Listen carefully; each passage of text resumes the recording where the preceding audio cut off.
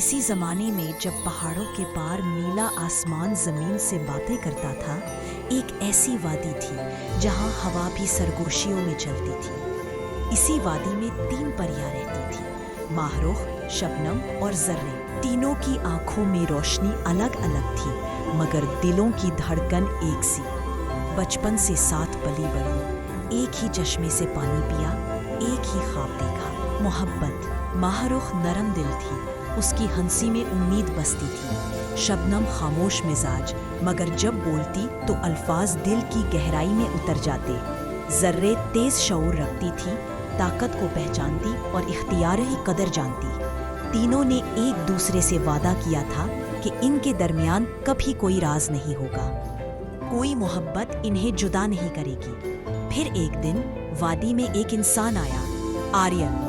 اس کی آنکھوں میں شوق کی چمک تھی اور لہجے میں سفر کی تھکن۔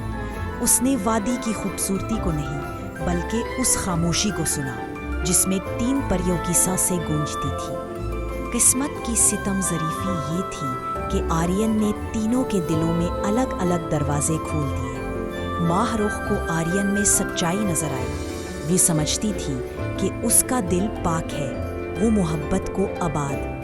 شبنم کو بھی آریان کی خاموشی بھلی لگی، اس کی آنکھوں میں چھپی اداسی شبنم کے دل سے ملتی تھی۔ دوسری طرف ذرے نے آریان میں طاقت دیکھی، وہ ایسا انسان تھا جو فیصلے کر سکتا تھا، جس کے پاس دنیا بدلنے کا حوصلہ تھا۔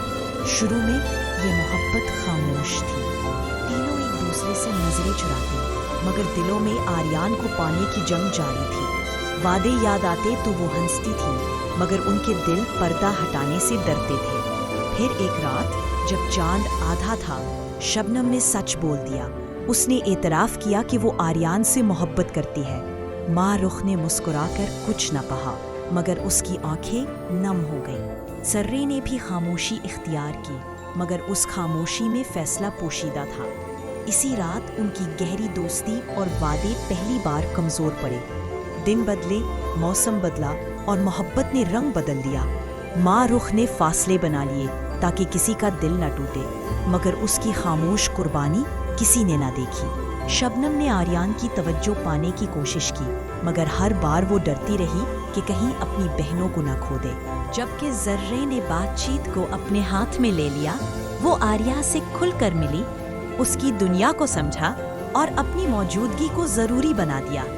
جلد ہی وادی میں سرگوشیاں پھیلنے لگی، 3 پریاں، ایک محبت۔ یہ قصہ پرسکون کیسے رہتا؟ حسد نے آنکھیں کھولی، شک نے دلوں میں ڈیرے ڈالے۔ ذرے نے شبنم کو یہ باور کرایا کہ ماہ رخ پسے پردہ آریہ کو روک رہی ہے۔ شبنم نے ماہ رخ کے سکوت کو بے وفائی سمجھا۔ ماہ رخ نے ذرے کی قربت کو فریب جانا۔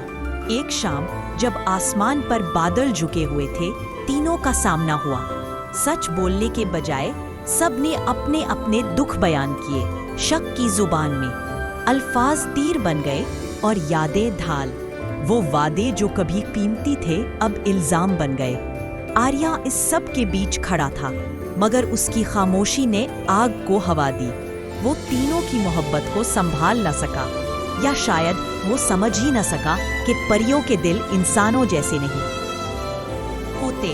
اس نے ایک کا انتخاب کرنے کی کوشش کی، مگر اس انتخاب نے 3 دلوں کو توڑ دیا۔